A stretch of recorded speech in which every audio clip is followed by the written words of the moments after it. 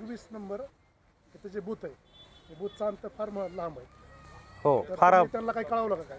आम्ही सकाळी जेव्हा आलो तेव्हा आम्ही बघितलं की हे अंतर साधारण 700 मीटरपासनं त्या रूमपासनं साधारण 700 मीटर आहे. आम्ही आता मी स्वतः माझ्या मोबाईलवर काउंट केलं तर 600 ते 700 मीटर होत आहे आणि येऊन जाऊन साधारण 1.5 किलोमीटर होत आहे.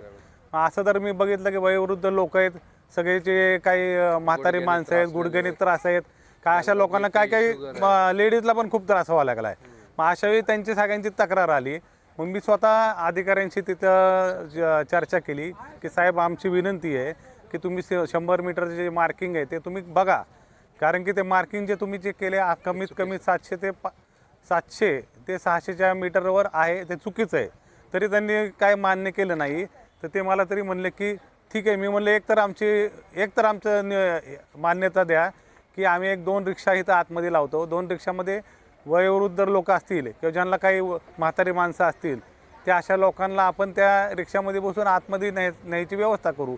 पण काय होतं आहे की रिक्षा ह्या एकच ठेवल्यामुळं खूप कमी रिक्षा होतात आणि लोकांना मग सगळे लोक चालतच जायला लागले. मग असे काही 1-2 घटना घडल्या की 2 वयस्कर आजी होत्या ते तिथं चक्कर करून पडल्या अक्षरशः.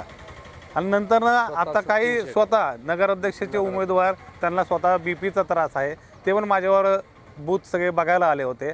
आम्ही जेव्हा पाहणी करताना जेव्हा एवढं मोठं अंतर आलं आणि येता स्वतः त्यांना चक्कर आले, स्वतः येऊन ते चक्कर येऊन पडले. आम्ही इथं स्वतः अधिकाऱ्यांना मी सांगितलं सर तुम्हीच आता बघा काय परिस्थिती आहे. मग आता अधिकाऱ्यांनी थोडं आमचं ऐकलं आहे आणि विनंतीला मान देऊन आता ते सगळं मार्किंग करताय एक्झॅक्ट 100 मीटर कुठे आहे. आणि हा जो 700 मीटर जो बूथ आहे तो आपण आता पुढे घेऊन 100 मीटरवर त्यांनी आता मान्यता आपल्याला दिलेली आहे. आता आम्ही तो शिफ्ट करतोय पुढे.